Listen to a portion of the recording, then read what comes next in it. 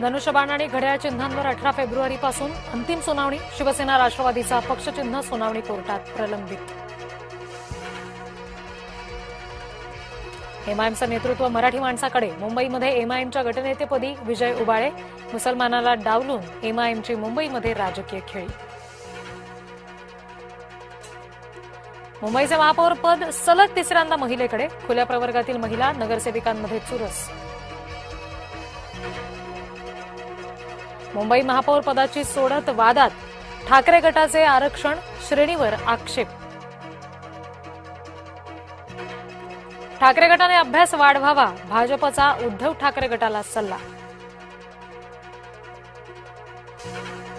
महापौर पदावर 14 ठिकाणी महिला बसणार. राज्यातील 29 महानगरपालिकांसाठी सोडत निघाली.